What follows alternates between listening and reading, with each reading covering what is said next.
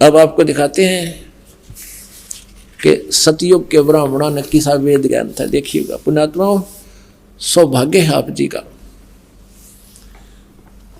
आपको ये अमृत ज्ञान सुनने को मिल रहा है। सौभाग्य आपका, आपको ये अमृत ज्ञान सुनने को और देखने को मिल रहा है। ये छठा स्कंद संक्षिप्त देवी भागवत 414 पृष्ठ पे जन्मेजय ने पूछा, महाभाग किस युग में कैसा धर्म का स्वरूप है, इस संपूर्ण विषय को विशेष रूप से बताने की कृपा कीजिए। व्यास जी बोले, राजन यह निश्चय है कि सतयुग में ब्राह्मण वेद के पूर्ण विद्वान थे। देखिए व्यास जी कह रहे हैं कि सतयुग में ब्राह्मण वेद के पूर्ण विद्वान थे और उनके द्वारा निरंतर भगवती जगदम्बा यानी देवी का, दुर्गा की आराधना होती थी। भगवती का दर्शन करने के लिए उनका मन सदा ललायित रहता था। प्रत्येक गांव में शक्ति का मंदिर उद्घाटन हो, इस विषय की उनके मन में बड़ी उत्सुकता रहती थी। देवी की पूजा करा करते और वेद के विद्वान है तेरा गजब है। अरे ये सतयुग में ये मंदिर का लठी कटवाए नकली ब्राह्मणों ने, ये काम बिगाड़ रखे सारा, अपने स्वार्थ बस अपने चेले बिठा दिए, उन्हें पूजा लागी, इनकी मौज माचगी। प्रत्येक गांव में शक्ति का मंदिर हो। अब यहाँ क्या बता, देखिए ये तो सतयुग के ब्राह्मणों की स्थिति। अब कलयुग के ब्राह्मणों की स्थिति थी और सुन लो इसी पवित्र पुराण में। धर्म की यही स्थिति थी, त्रेता में भी रही परंतु कुछ ह्रास हो गया था। सतयुग की जो स्थिति थी वह द्वापर में विशेष रूप से कम हो गई थी। राजन उन प्राचीन युगों में यानी सतयुग, त्रेता, द्वापर में जो राक्षस समझे जाते थे वे कली में ब्राह्मण माने जाते हैं कलयुग में, क्योंकि अब के ब्राह्मण प्राय पाखंड करने में तत्पर रहते हैं, दूसरों को ठगना, झूठ बोलना और वैदिक धर्म कर्म से अलग रहना कलयुगी ब्राह्मणों का स्वाभाविक गुण बन गया है। पुण्यात्माओं, परमेश्वर ने 600 वर्ष पहले कहा था, वेद पढ़े पर वेद न जाने, ये बाँचे पुराण 18 और पत्थर को ये पत्ते खुआवे, भूल गए सिरजनहारा। वेद पढ़े भेद नहीं जाने, अरे ये बाँचे पुराण 18 और कह खेगा पता नहीं पुराणों में क्या लिखा हुआ है। ब्रह्मा जी अजरो अमर है, सर्वेश्वर है, महेश्वर है, इनकी कोई माता पिता नहीं, यही समृद्ध शक्ति है और ये जन्मते मरते नहीं। और पुराणों में लिखा है ये जन्मते और मरते हैं, इनका तो जन्म और मृत्यु होती है। यही अपनी देवी पुराण आपको स्पष्ट करेगी। पुणात्माओं, जब तक हम अपने उन पवित्र सदग्रंथों से स्वयं परिचित नहीं होंगे तो हमारे अंदर जो जमा हुआ ये युगों युगों का लोक वेद या दंत कथा हटे नहीं, और इसके हटे बिना भगवान की रुचि बढ़े नहीं तो हमारी इन्हीं में आस्था पड़ी रहेगी। तो दास का उद्देश्य यही है कि आपको रूबरू करा दूं ताकि आप प्रत्यक्ष प्रमाण देखकर भगवान को पहचान सकें और ज्ञान समझ सकें। और ज्ञान समझ में आ गया फिर तो ये परमात्मा की महिमा बच्चा बच्चा गाया करेगा। और कोई भी नहीं कहेगा कबीर इज गॉड, अब तेनों क्या छोड़ किसने कबीर गॉड बना दिया, देख लो भाई, सुन लो युग उस कबीर दानक न भगवान बतावे। यानी 1000 लाख करोड़ आदमी ये कहने वाले मिलेंगे और फिर क्या होगा, एक भी विरोध करनिया नहीं होगा। वो न्यू कहेंगे कि हाँ भाई भगवान कबीर इज गॉड। भाई कबीर तो परमात्मा थे, यही पूर्ण ब्रह्म थे। तो उस स्थिति में आने के बाद फिर हम केवल आप जी को परमात्मा के वो ज्ञान महिमा कोड वर्डों में भी सुनावांगे तो भी समझ में आवेगी आपके, और आनंद और अधिक होगा। तो उसके लिए ये खेत तैयार किया जा रहा है, ये फील्ड तैयार किया जा रहा है, सदग्रंथों को रूबरू किया जा रहा है। और जैसे बच्चा स्कूल जाता है और वहाँ 6 घंटे 7 घंटे तक वो क्लास में गर्मी सर्दी सब कुछ सहन करता हुआ और ज्ञान ग्रहण करता है, और लगभग 1 वर्ष में जाकर वो 1 कक्षा को उत्तीर्ण करने योग्य होता है, और 15-16 वर्ष 20 वर्ष तक कंटिन्यू पढ़ाई करने के बाद उसको वो ज्ञान से परिपक्व होता है और 2 रोटी का साधन बनता है। और इसलिए यहाँ आप जी को ये दास एक ये सत्संग रूपी लेक्चर सुना रहा है, इनको आप जी ने सुनना ही पड़ेगा इस परमात्मा के पाने के लिए और मोक्ष प्राप्ति के लिए। तो इसमें किसी प्रकार की थोड़ी बहुत गर्मी सर्दी जो भी मालिक की दया है, कोशिश तो इन दासों की रहती है कि परमात्मा के बच्चों को कोई असुविधा ना हो, हर तरह की संभव कोशिश करते हैं गर्मी सर्दी से आपको बचाकर फिर भगवान का गुणगान सुनाने की। फिर भी हमें इतना डेर होना चाहिए, हिम्मत रखनी चाहिए, जैसे हम कि तो बस में जावे हैं या ट्रेन में जाते हैं अपने रोजी रोटी के लिए, तो 6-6 घंटे एक पैर पर खड़े रहते हैं डंडा पकड़ के। इतनी भीड़ में भी हम कभी परवाह नहीं करते। जावा की तो उतरना जगह को नहीं, उतर जावा ताकि आप सेंट लगे मजबूरी। तो पुण्यात्माओं, यहाँ थोड़ा बहुत आप जी को गर्मी सर्दी से थोड़ा बहुत कष्ट भी होता है, तो परमात्मा की निमित्त ही समझना, उसका पुण्य न्यारा होगा। और पहले हम ये ज्ञान नहीं था, भक्ति भी करते थे, भगत भी को आया करते थे और फिल्म भी देखा करते। अब पहले VCR हुआ करते और इसी लंबी लंबी उनकी कैसेट हुआ करती 3-3 घंटे की। संडे को दिन ले आते कि आज VCR लेवाएंगे किराए पे और 3 फिल्म देखेंगे। इसे तो 100 रुपये किराया एक फिल्म में, इस 3 फिल्मों में 100 रुपये किराया ही रात का। तो 3 यानी 9 घंटे की फिल्म सांझ 7 बजे शुरू कर देते और तड़के 7 बजे ताई चाय बनवाए जाते, पिए जाते, न्यू आँख पाड़े देखे जाते, लेना न देना कुछ भी कोई ना। और यहाँ परमात्मा के लिए जितना भी समय आपको मिलता है, सौभाग्य आपका, ये सत्कर्मा लेना, ये बार बार दाव नहीं लगा करता। इसे अमृत ज्ञान को सुनने का, ये दंत कथा सुनते सुनते हम बहरे हो गए, भगवान की भक्ति करते करते हम थक लिए और कोई लाभ मिला नहीं, क्योंकि वो भगवान नहीं मिला जो लाभ दिया करता है, वो परमात्मा का हमें ज्ञान ही नहीं था। परमेश्वर क्या बताया करते, चारों युग में मेरे संत पुकारे और कूक कहा हम हेल रे, हीरे माणक मोती बरसे ये जग चुगता ढेल रे। ओए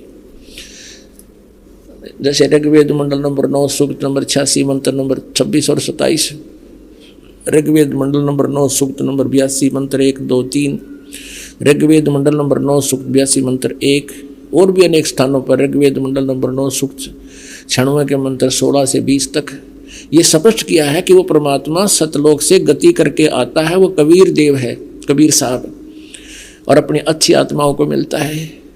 और फिर वो अच्छी आत्माएं फिर परमात्मा के गुणगान आगे संसार को सुनाते हैं। उनमें से कौन कौन वो पुण्यात्मा है जिनको परमात्मा अपने स्वाभाविक गुण अनुसार आते हैं, वो लीला ऐसी ही करते हैं जो वेद बता रहे हैं।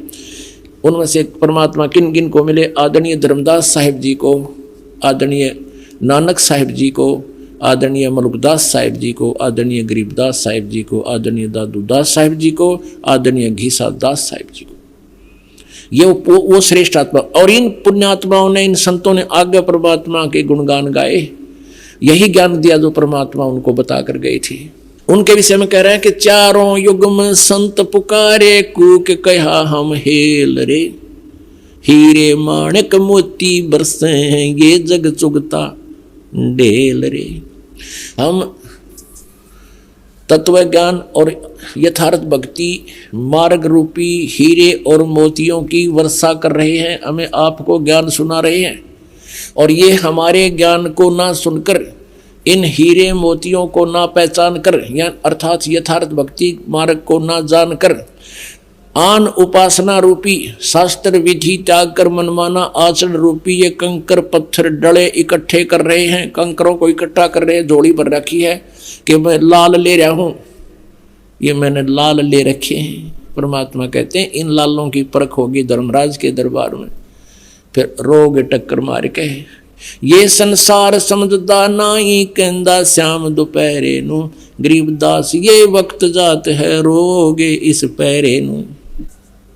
परमात्मा कहते हैं हमरा ज्ञान किने ना सुनिया, अरे ये पर भी लेन जात है दुनिया, वहाँ धक्के खान जाती रख पे हैं। आज बेला कुंभ का मेला है, पर भी लगेगी सुबह 3 बजे, वहाँ देख दुनिया का कठ, जो कह हमरा ज्ञान किने ना सुनिया, ये पर भी लेन जात है दुनिया।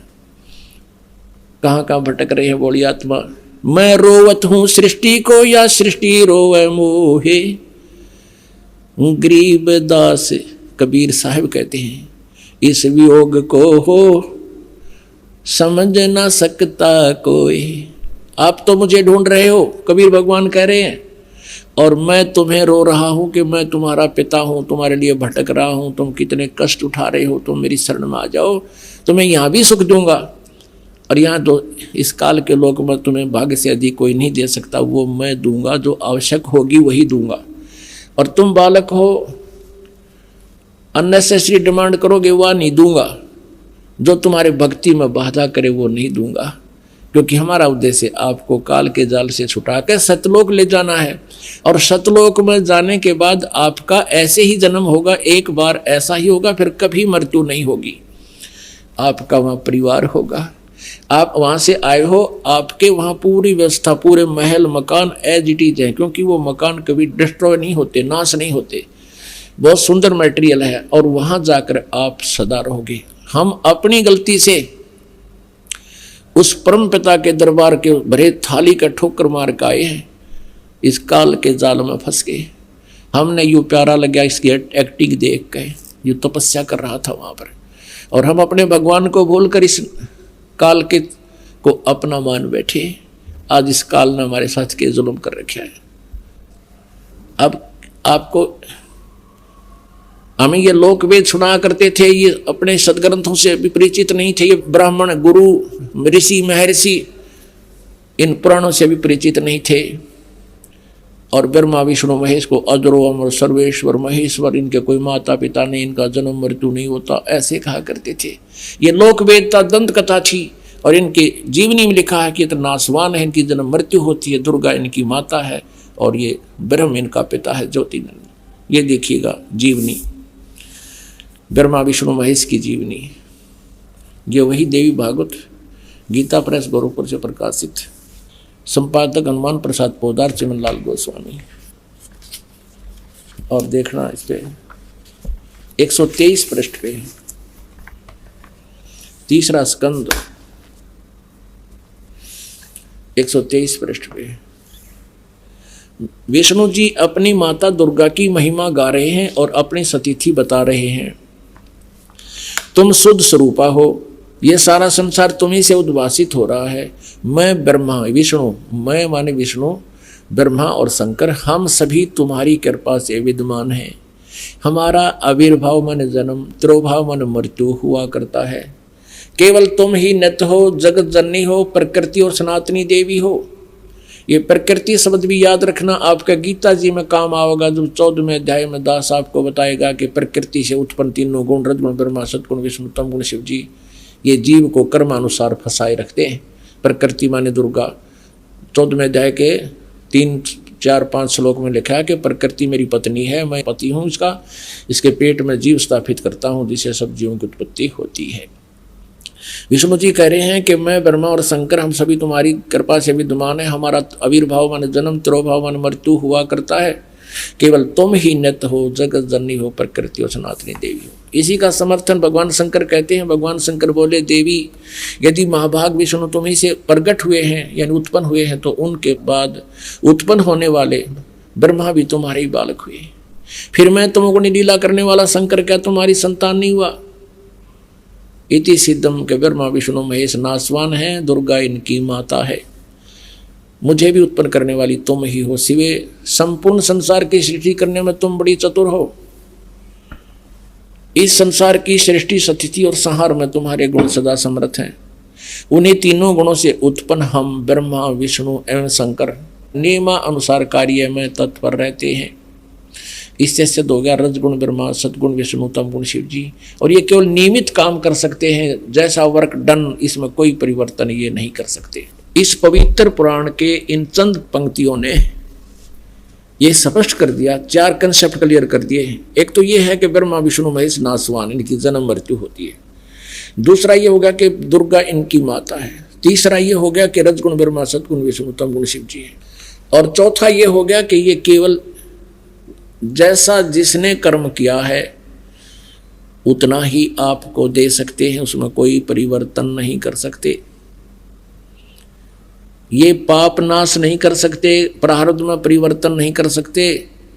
केवल कबीर देव, वो कबीर साहब कर सकते हैं। जिन महापुरुषों ने परमात्मा का साक्षात्कार हुआ, जिनको भगवान आकर मिले, उनमें से एक पुण्य प्राणी, पुण्य आत्मा, पुण्य महात्मा आदरणीय गरीबदास साहिब जी परमात्मा की महिमा बताते हैं।